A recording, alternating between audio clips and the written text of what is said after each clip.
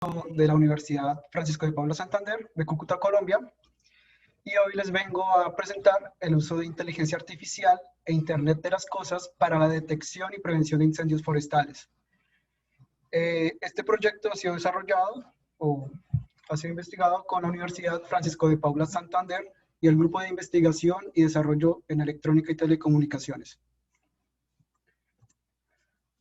Muy bien, primero quisiera presentarles cuál es el que he preparado para hoy. He preparado una pequeña charla acerca de qué son los incendios forestales. Vamos a hablar un poco también acerca de las causas, de las variables a tener en cuenta cuando un incendio está presente, de las posibles soluciones que se encuentran para esta problemática. Asimismo, vamos a hablar del Internet de las Cosas, de las redes de sensores inalámbricas y el tema principal, que es inteligencia artificial.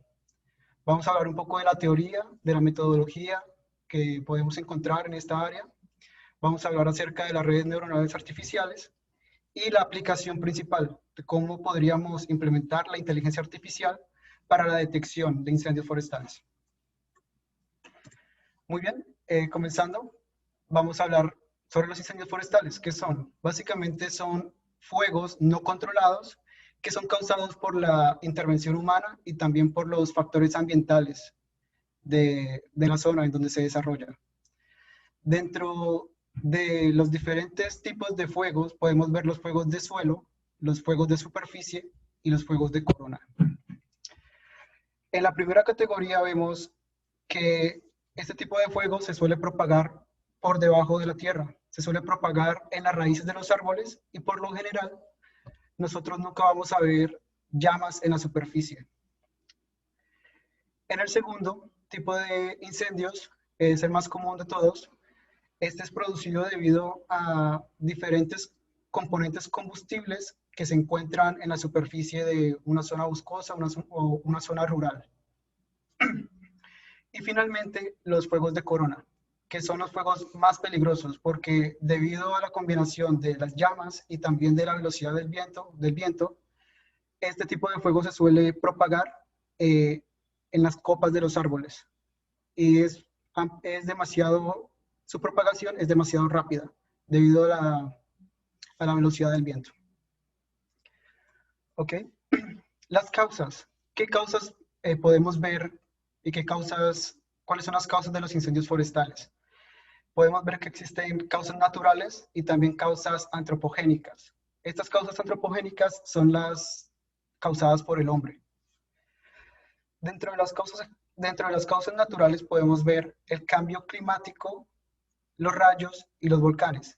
Pero paradójicamente el cambio climático también es una causa antropogénica, debido a que los seres humanos son los causantes de que la temperatura aumente cada año.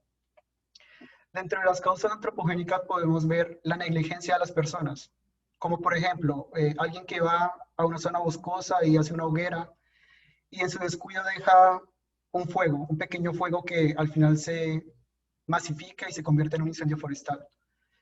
También tenemos los vertederos ilegales con desechos combustibles, básicamente botaderos de basura en zonas aisladas, y también los incendios intencionados, que son los más difíciles de controlar porque uno nunca sabe en qué momento una persona quiera iniciar un incendio solo porque quiere.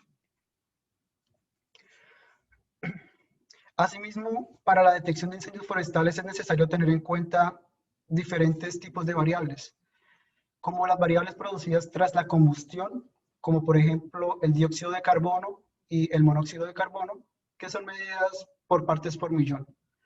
O simplemente también variables ambientales, como la temperatura en la zona, la humedad, la radiación solar durante esa época del año.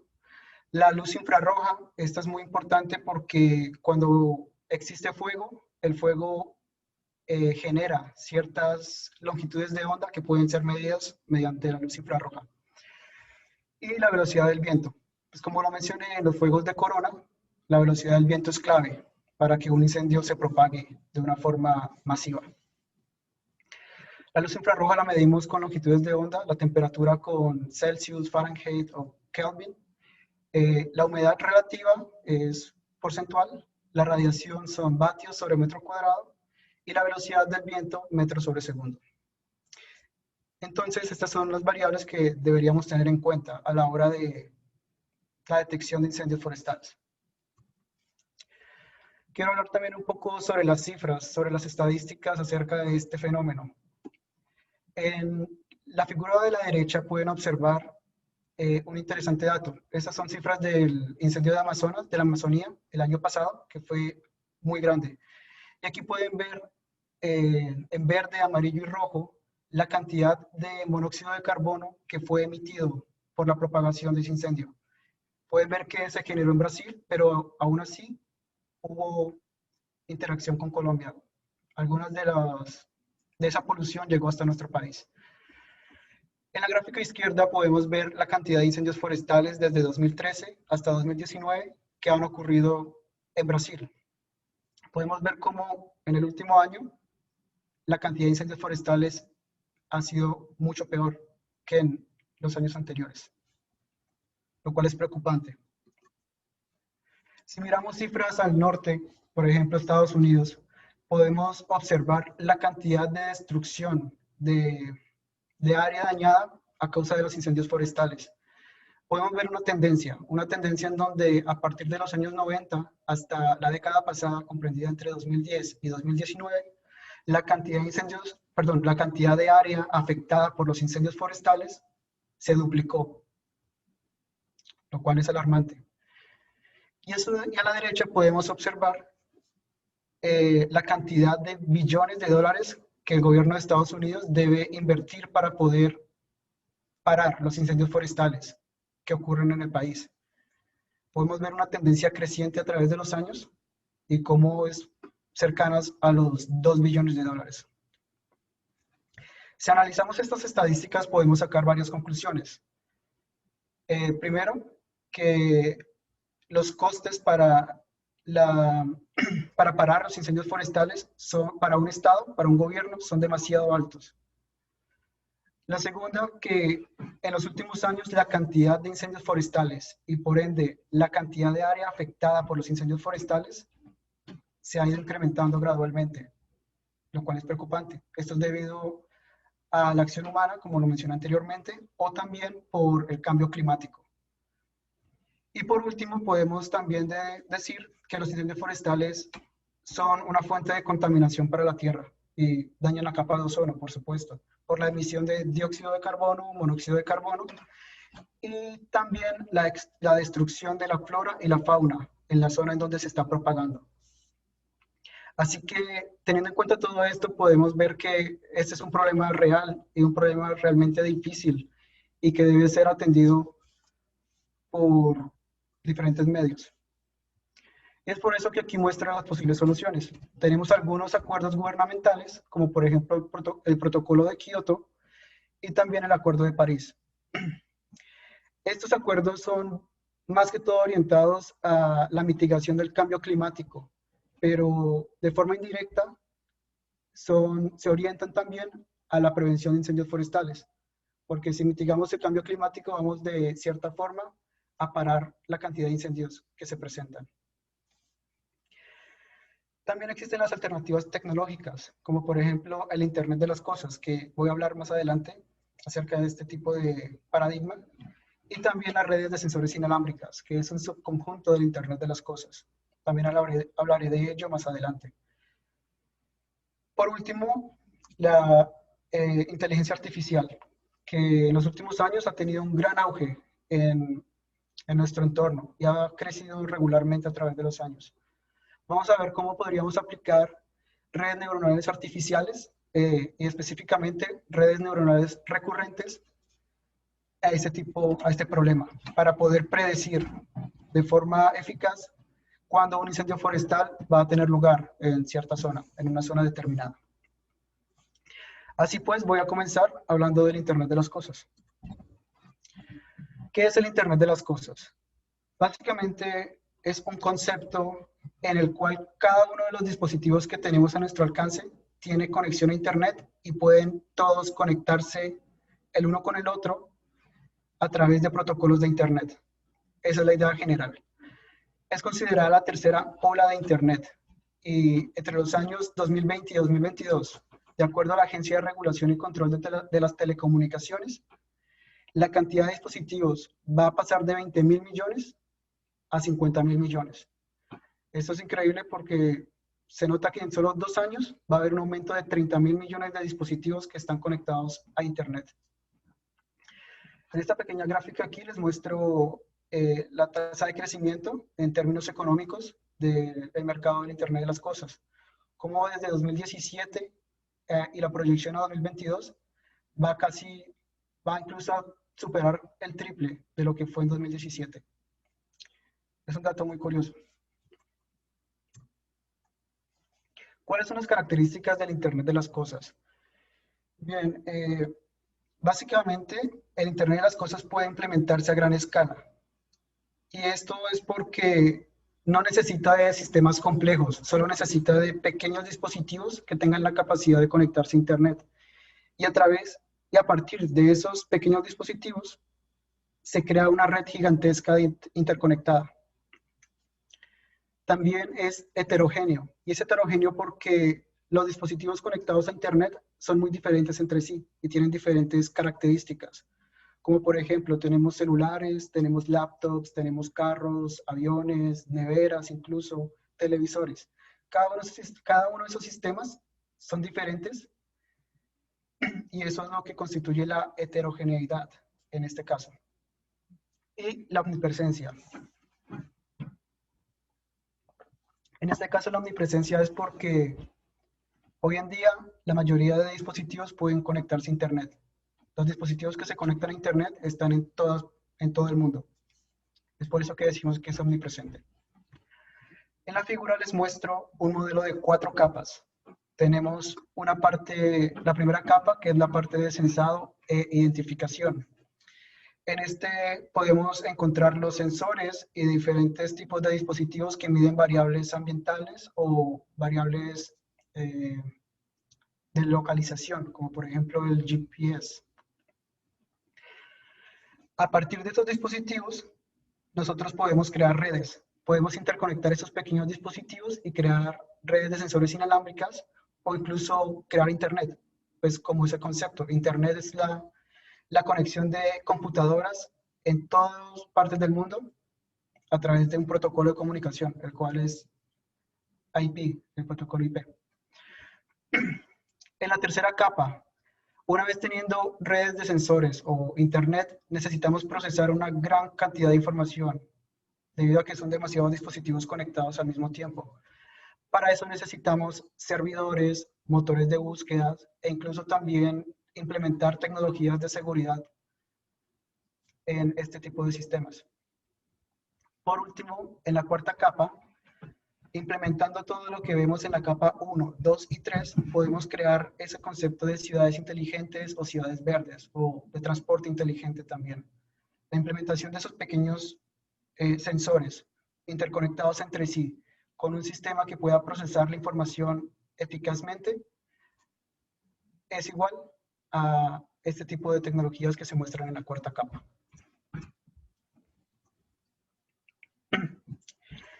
En esta exposición, en esta presentación, me voy a enfocar en las redes de sensores inalámbricas, que se encuentran en la segunda capa del modelo que presenté anteriormente.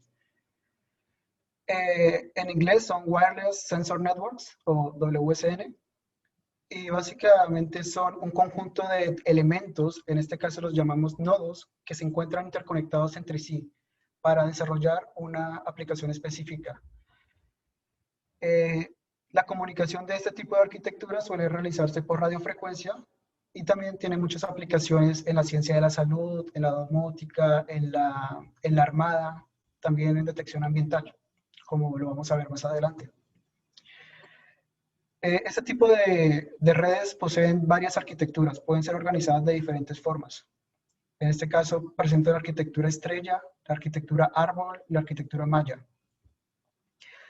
Cada uno de los componentes que hacen parte de esta red pueden ser o coordinadores, o routers, o dispositivos finales. Los dispositivos finales son los encargados de medir las variables ambientales y transmitir esa información, ya sea al coordinador directamente o a los routers.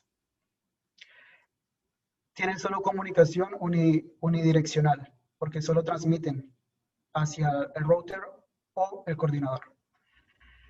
En cambio, el router también puede llevar la misma tarea, puede medir datos y transmitir datos, ya sea de sí mismo al coordinador o también a los dispositivos finales. Tienen una comunicación bilateral. Y finalmente, el nodo principal, que es el coordinador. El coordinador es el que va a procesar toda la información que recolectamos con todos los nodos que hacen parte de la red de sensores. ¿Cuál es la relación del Internet de las Cosas con las redes de sensores inalámbricas? Como vimos, las redes de sensores inalámbricas se encuentran en la segunda capa del modelo de 4 capas que mostré. Así que podemos decir que las redes de sensores inalámbricas son un subconjunto del Internet de las Cosas. Y esto es porque, por definición, el Internet de las Cosas comprende todos los dispositivos que pueden conectarse a Internet. En las redes de sensores inalámbricas nosotros también tenemos esos dispositivos y están interconectados entre sí. Pero la diferencia es que en las redes inalámbricas de sensores nosotros no necesariamente conectamos esos dispositivos a Internet.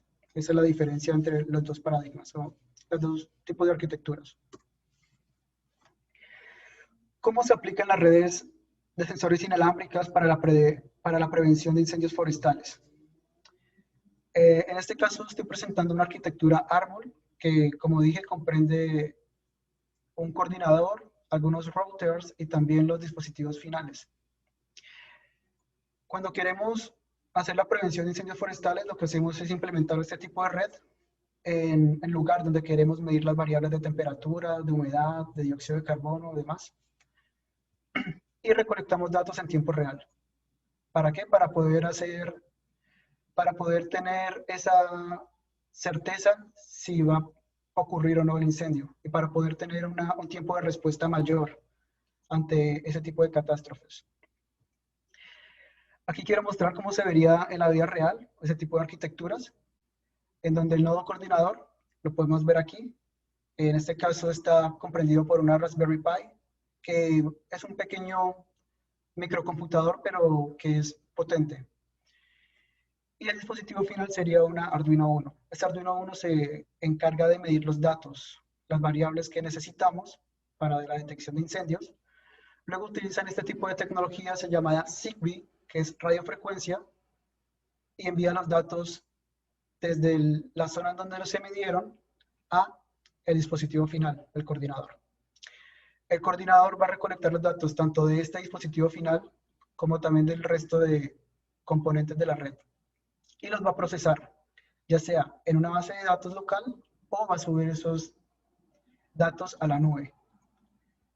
En el caso en que estuviéramos subiendo los datos a la nube, ya estaríamos hablando de un concepto más cercano a Internet de las Cosas, debido a que ya estamos implementando Internet en nuestra red de sensores inalámbricas. Lo curioso es con este tipo de redes es lo siguiente. Nosotros tenemos información en tiempo real, información del presente y también del pasado, pero no tenemos información o ninguna certeza acerca del futuro. Así que las redes de sensores inalámbricas están limitadas en el simple hecho en que solo funcionan para dar alertas oportunas acerca de si un incendio o no, si un incendio comenzó o no. Es por eso que intentamos implementar la inteligencia artificial en conjunto con las redes de sensores inalámbricas. Lo que queremos es darle ese plus de poder predecir también el futuro. No solo contar con datos presentes y pasados, sino también poder predecir, saber qué es lo que va a pasar en el futuro. De esa forma, la alerta que vayamos a dar de si un incendio comenzó o no, va a ser mucho mucho mejor. La inteligencia artificial es una ciencia en donde se intenta dar a los computadores la habilidad de razonar o la habilidad de hacer cosas que usualmente los humanos podemos hacer por naturaleza. Por ejemplo, aprendizaje, razonamiento, reconocimiento de patrones, clasificación, muchas otras cosas. Hay muchas aplicaciones en el área de inteligencia artificial. Aquí en la figura izquierda lo que estoy mostrando es algunas de las áreas que comprende la inteligencia artificial. Tenemos redes neuronales artificiales, algoritmos genéticos, lógica difusa y sistemas de visión. En esta presentación me voy a enfocar principalmente en las redes neuronales artificiales, que es lo que vamos a intentar aplicar para la detección de incendios forestales. A la derecha muestro otro subconjunto de la inteligencia artificial, que es el Machine Learning o aprendizaje automático y Deep Learning, que es el aprendizaje profundo.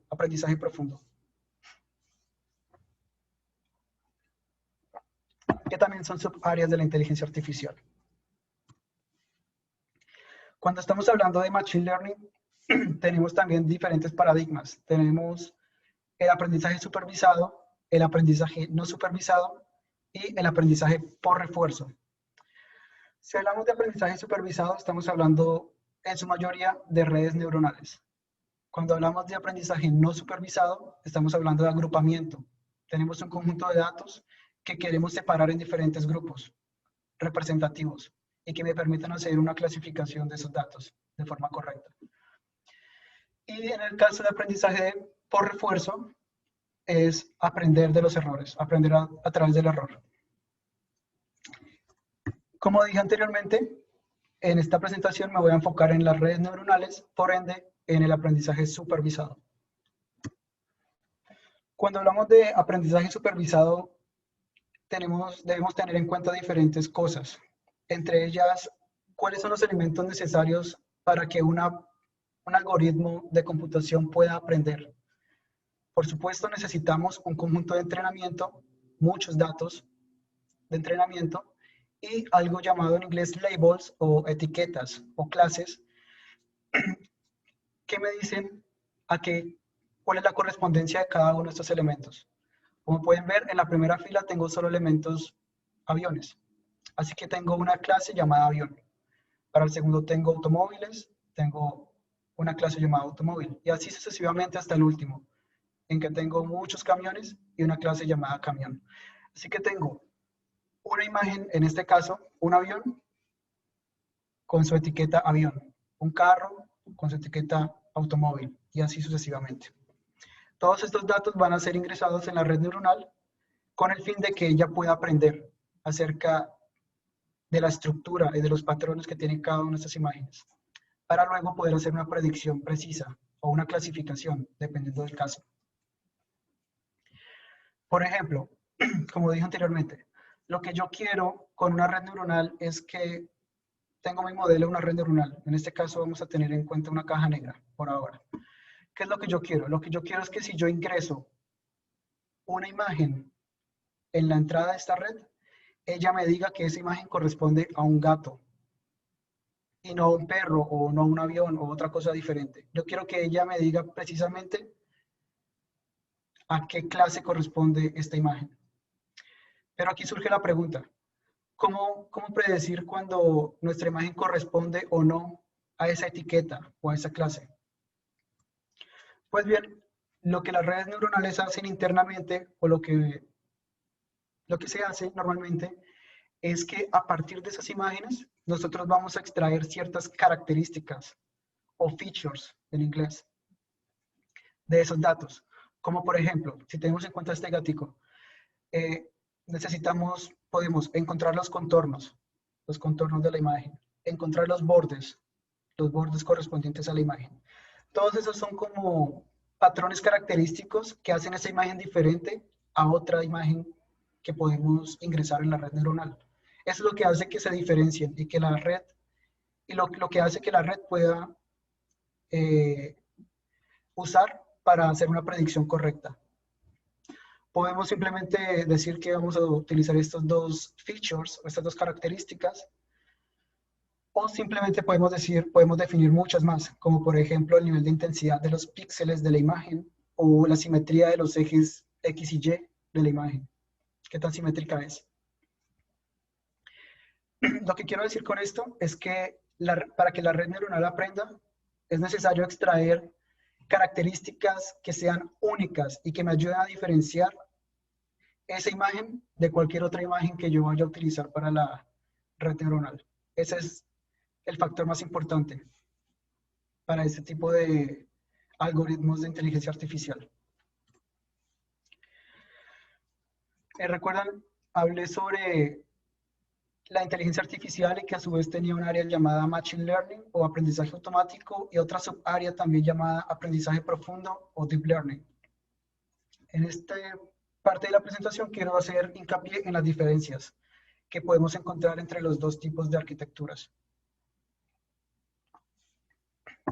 Al lado izquierdo podemos ver una red neuronal sencilla que en inglés se llama Feed Forward Neural Network o red neuronal prealimentada. En este caso, las entradas de nuestra red son esas características que hemos extraído manualmente en este caso, como lo que dije, los contornos de la imagen del gato, las esquinas de la imagen, la simetría y demás. En este tipo de arquitectura tenemos varias neuronas que están interconectadas entre sí y cada una de esas conexiones tiene un peso específico, un peso que ayudan a diferenciar y a decir qué tan importante es esa característica para la red neuronal, para que ella pueda hacer una buena predicción. Tenemos muchas capas ocultas y también tenemos la salida. En el caso derecho, en el aprendizaje profundo, normalmente lo que utilizamos son imágenes. Pero en este caso nosotros no extraemos esas características de forma manual, sino que la red neuronal se encarga internamente de hacer esa extracción de características principales, utilizando algo llamado convolución. A su vez, dentro de la misma red tenemos algunas capas en donde hacemos cierto muestreo y más convoluciones y demás para al final hacer nuestra predicción de la imagen que estamos ingresando. Entonces, básicamente, una de las principales diferencias entre ambos modelos es que en el aprendizaje automático, la extracción de características de los datos lo hacemos nosotros de forma manual. Mientras que en Deep Learning, perdón, lo que pasa es que esa extracción de características se hace de forma automática dentro del modelo. Aquí podemos ver algunas otras diferencias en donde normalmente estos modelos son pequeños, tienen muy pocas capas ocultas. Normalmente 2, 3 capas ocultas. El conjunto de entrenamiento, de datos de entrenamiento es pequeño y también son arquitecturas sencillas. Solo tenemos algunas neuronas que están interconectadas entre sí. En el caso del Deep Learning tenemos muchas capas ocultas, son modelos que fácilmente pueden llegar a 100 capas o más. Tenemos conjuntos de datos de entrenamiento muy, muy grandes que normalmente son imágenes. Y son arquitecturas mucho más complejas. Por ello de que tienen que implementar convoluciones, operaciones de convolución y también de muestreo. En este caso me voy a enfocar en las redes sencillas para hacer mucho más sencillo la explicación acerca de cómo funcionan. Tenemos una red neuronal sencilla con una capa oculta. Como dije anteriormente, cada una de sus neuronas se encuentra interconectada con las otras y esas neuronas tienen ciertos pesos específicos que hacen que el valor que estoy ingresando en cada neurona sea mayor, más o menos importante, perdón. La idea de este tipo de modelos es crear una función que pueda mapear los datos, que digamos, como mostré antes, estoy metiendo todas las características de la imagen del gato. Entonces que la salida me diga que sí, efectivamente es un gato y no es un perro o no es otra cosa. Pero además hay que sumarle aquí otro término que es el error, porque al ser un algoritmo que se rige por métodos estadísticos no es perfecto y existe un error, un pequeño error dentro de esa función. Este tipo de redes neuronales pueden realizar varias tareas. Entre ellas tenemos la regresión y la clasificación. Esto es muy similar al modelo, al concepto de regresión que manejamos en matemáticas, como lo que queremos hacer es predecir un valor puntual. Lo que queremos hacer es, teniendo un conjunto de datos, crear una función que se apegue lo más posible a los datos. Y en el caso de la clasificación, lo que queremos es crear una función que separe los datos en diferentes clases. La clase, por ejemplo, de gatos y de perros, por ejemplo. Son dos aplicaciones diferentes, pero funcionan de forma muy similar. Para que una red neuronal aprenda, hay varios pasos que se deben tener en cuenta. Dentro del algoritmo de aprendizaje de una red neuronal, tenemos algo que se llama propagación hacia adelante, en el cual tengo un dato de entrada que estoy suministrando a la red neuronal y ella al final me va a dar una predicción, me va a decir a qué corresponde el conjunto de datos de entrada que ingresé inicialmente. A partir de ese proceso de predicción, lo que hacemos es hacer el cómputo de una función de costo o de error. Estamos comparando nuestra etiqueta, nuestra clase real, con la predicción que hizo la red neuronal. Y basado en esta comparación, calculamos un error. Utilizando ese error, el gradiente de ese error, que es la derivada del error, hacemos una propagación hacia atrás. ¿Qué es lo que va a pasar? Que todos los pesos que tiene la red neuronal, todos esos pequeños parámetros internos, van a cambiar, van a ser actualizados, teniendo en cuenta el gradiente del error que hemos hallado anteriormente. Y al final se vuelve a repetir el proceso. Es un proceso iterativo que se hace regularmente. Así funciona una red neuronal, el algoritmo de optimización de una red neuronal sencilla. Podríamos ver también el método de optimización de otra forma, en donde esta función que tengo aquí en azul es la función de error que estoy obteniendo al implementar la red neuronal. Entonces, ¿qué pasa? Al principio, cuando inicio el entrenamiento, yo estoy haciendo una inicialización de los pesos de forma aleatoria. Y a través de ese proceso que describí anteriormente, ese proceso iterativo, gracias a esas iteraciones, lo que voy a hacer es que utilizando ese gradiente, voy a llegar a un mínimo global de la función, que va a ser como la respuesta óptima que va a tener la red neuronal para hacer la predicción o la clasificación, según sea el caso. En este caso es teniendo en cuenta solo una característica, W es la característica y este es el error. Si tenemos muchas más características, entonces ya vamos a tener un espacio tridimensional o en 4 dimensiones, un espacio multidimensional. Si lo vemos del modo tridimensional, pues va a tener esta forma y va a pasar lo mismo. Puedo comenzar aquí arriba de esta especie de cono y cada vez que actualice, haga ese proceso iterativo que mencioné, voy a llegar al mínimo global, que va a ser la solución óptima de mi red. En términos generales y fácil de entender, es que la función de error, el gradiente de la función de error, marca la dirección hacia donde debe converger este modelo. Ya que, como por matemáticas, sabemos que el gradiente es la pendiente de una recta. Entonces, el gradiente sería la pendiente de esta función de error. Me está diciendo hacia dónde dirigirme, que en este caso es el mínimo global de la función.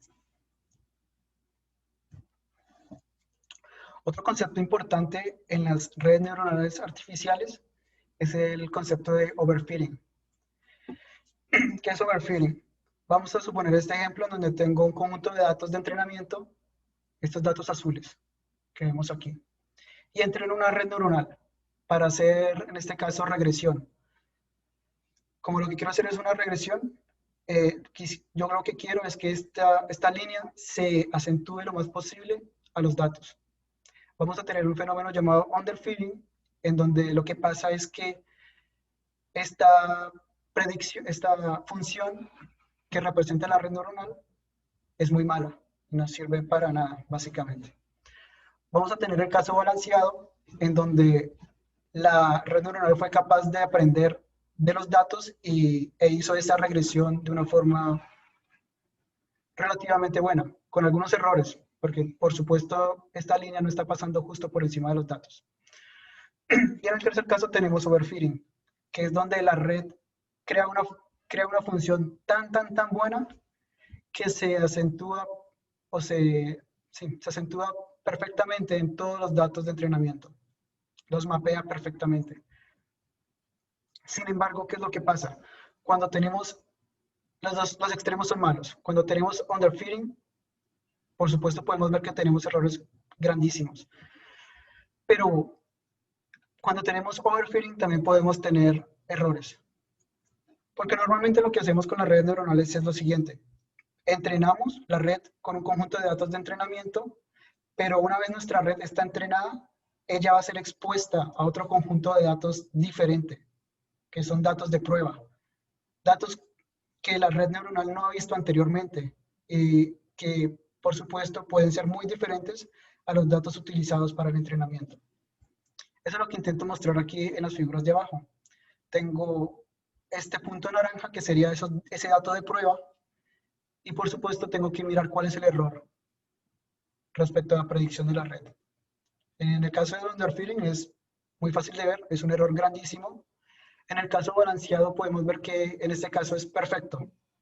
El punto está justo en la línea de predicción de la red neuronal, en la línea en la que se hizo la regresión. Pero en el caso de overfitting, fijémonos en esto. Aún así de que la red se apegó demasiado bien a los datos de entrenamiento, al aplicar un dato diferente, obtenemos un error mayor incluso que en el caso balanceado. Es por eso que el overfitting no es bueno. El overfitting significa que nuestra red neuronal fue entrenada demasiado. Un ajuste perfecto de los datos no significa un mejor desempeño ante información externa o información de prueba, datos de prueba.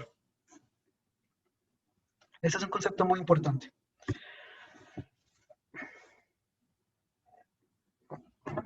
Ahora les voy a presentar un pequeño ejemplo donde vamos a intentar ver todo lo que he explicado hasta ahora acerca del funcionamiento básico de las redes neuronales. Vamos a considerar que tenemos 10.000 imágenes con su correspondiente etiqueta. Tenemos una imagen de perro con su etiqueta de perro, una imagen de gato con su etiqueta de gato, una imagen de avión con su etiqueta de avión y así, 10.000 imágenes. ¿Qué es lo que hacemos aquí? Vamos a separar esas imágenes en dos grupos, el 90% de las imágenes y el 10% de las imágenes. Y vamos a hacer el entrenamiento solo utilizando 9.000 muestras. Y vamos a hacer algo llamado validación o prueba utilizando las 1.000 muestras restantes. Eso puede verse reflejado en algo así. Tenemos los 10.000 datos, utilizamos 9.000 para entrenamiento y 10.000 para hacer esas pruebas de si nuestra red neuronal está minimizando ese error o no. En la imagen izquierda podemos ver cómo se comportaría la red neuronal. En el eje Y muestro el error que estamos obteniendo con la red. Y en el eje X muestro iteraciones. En este caso son épocas, es un poco más complejo que iteraciones, pero vamos a suponer que son iteraciones. Entonces, ¿qué es lo que pasa? Al principio vamos a tener un error muy grande, pero a medida de que vamos incrementando el número de iteraciones y que nuestros pesos, los pesos de la red neuronal han sido actualizados acorde al algoritmo que mencioné anteriormente, al procedimiento de actualización, ese error va a bajar y va a converger al mínimo global de la función de error. Cuando nosotros estamos haciendo este entrenamiento, al mismo tiempo estamos haciendo esa validación. Estamos mostrándole estamos probando nuestra red neuronal entrenada con esos datos que ella no ha visto, esos datos que no hacen parte del conjunto de entrenamiento. Así que obtenemos esta curva azul que se puede ver aquí. Es muy normal que el error en la fase de validación sea mayor a la fase de entrenamiento, debido a que son datos que la red neuronal no ha visto. Y como sabemos, hay un error implícito. La red neuronal no es perfecta. Sin embargo, ¿qué pasa? Cuando nosotros sobreentrenamos nuestra red, puede pasar que ese error de validación, en vez de quedarse constante en un error bajo, vaya a incrementarse al final, lo cual es la traducción a overfitting, básicamente. Que aunque nuestro dato de entrenamiento, perdón, aunque nuestro error de entrenamiento sea muy bajo, el error en la predicción con datos que la red no ha visto antes es mucho mayor, que es justo lo que intenté mostrar en la diapositiva anterior. Que nuestra red, eso significa que nuestra red se apegó tanto a los datos que si yo le muestro un dato que ella no ha visto antes, voy a tener un error muy grande. Esta gráfica hace referencia a eso. Ahora vamos con lo importante del caso. Es como, ¿cómo podemos aplicar todo esto de lo que he estado hablando? ¿Cómo podemos aplicar el Internet de las cosas, las redes de sensores inalámbricas y las redes neuronales artificiales a este problema de los incendios forestales? Pues miremos, por ejemplo, el caso de estudio sería de que tenemos una red de sensores que está midiendo datos de temperatura, de humedad, de dióxido de carbono, de velocidad del viento, etcétera, en una zona rural, en una zona boscosa. Lo que podemos esperar, obviamente, es que nuestros datos luzcan de este modo. Estos se llaman series de tiempo, time series en inglés, en donde podemos ver cómo fluctúan nuestros valores de temperatura, de humedad, etcétera, a través del tiempo. Vamos a tener diferentes valores. Pero como dije anteriormente, si yo solo implemento una red de sensores inalámbricas, esto solo me permite estudiar los valores pasados que están guardados en mi base de datos y los valores que está midiendo justo ahora esa red de sensores inalámbricas. Es aquí donde entra el concepto de las redes neuronales. Ese es un tipo de redes un tanto diferentes a las que he mostrado anteriormente, pero que funcionan de una manera similar. En lo general funcionan similar. El método de optimización es prácticamente igual. Este tipo de redes lo que me permite es ingresar datos que tienen cierta relación temporal y me permite identificar cómo se comportan y cómo se correlacionan esos datos en esos pequeños espacios de tiempo. Este tipo de redes neuronales son aplicables a la predicción de valores futuros utilizando un conjunto de datos actuales. Básicamente, un conjunto de datos de entrenamiento para poder predecir en el futuro cómo se están comportando esos datos, esas series de tiempo que tengo. Entonces, usando este tipo de arquitecturas más el Internet de las cosas o redes de sensores inalámbricas, lo que puedo hacer es tener ahora ese poder de predicción, teniendo en cuenta pasado, futuro y ahora presente, gracias a las redes neuronales. Y en términos generales, lo que intento decir es algo como esto. Tengo mi red de sensores inalámbricas desplegada en una zona boscosa y en donde estoy recolectando datos del ambiente. Todos esos datos van a parar a un servidor y a una base de datos y los voy almacenando ahí. Como dije, esto lo que permite es la generación de alertas de incendio en tiempo real, pero no me permite predecir, tener algo al menos de cara al futuro. Entonces el concepto aquí es utilizar todos esos datos que hemos recolectado y que están en ese servidor web, y utilizarlos como datos de entrenamiento para poder predecir cómo se va a comportar cada una de esas variables en el futuro. De ese modo lo que estoy haciendo es darle ese extra, ese plus a nuestro modelo inicial con la predicción de posibles futuros incendios.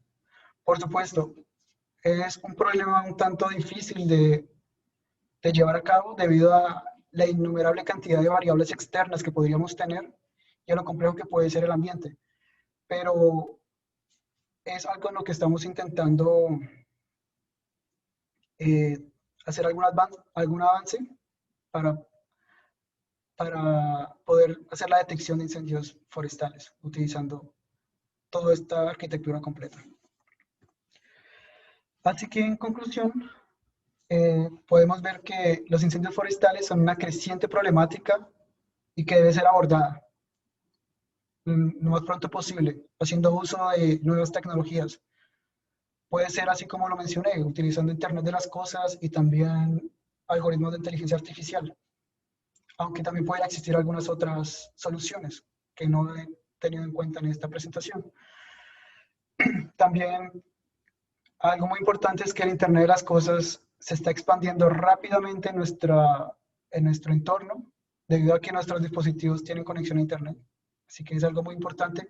Es una herramienta muy importante a tener en cuenta para la aplicación de tipo perdón, para la detección o prevención de este tipo de desastres como son los incendios forestales. También tenemos que las redes de sensores inalámbricas son una buena alternativa, es una buena solución que nos permite hacer esa detección en tiempo real de si un incendio se está presentando o no, pero que a la vez están limitadas solo a esa detección y no a una predicción de lo que puede pasar en el futuro. Y es por eso que la inteligencia artificial nos puede permitir eso, nos puede dar esa posibilidad de, teniendo en cuenta todas las cosas que hemos medido con nuestra red de sensores, poder predecir en el futuro, predecir de cara al futuro cómo se va a comportar y si, dependiendo del comportamiento de esas variables, vamos a tener un incendio forestal en el área donde se encuentra la red inalámbrica de sensores. Y con esto termino la presentación. Muchas gracias.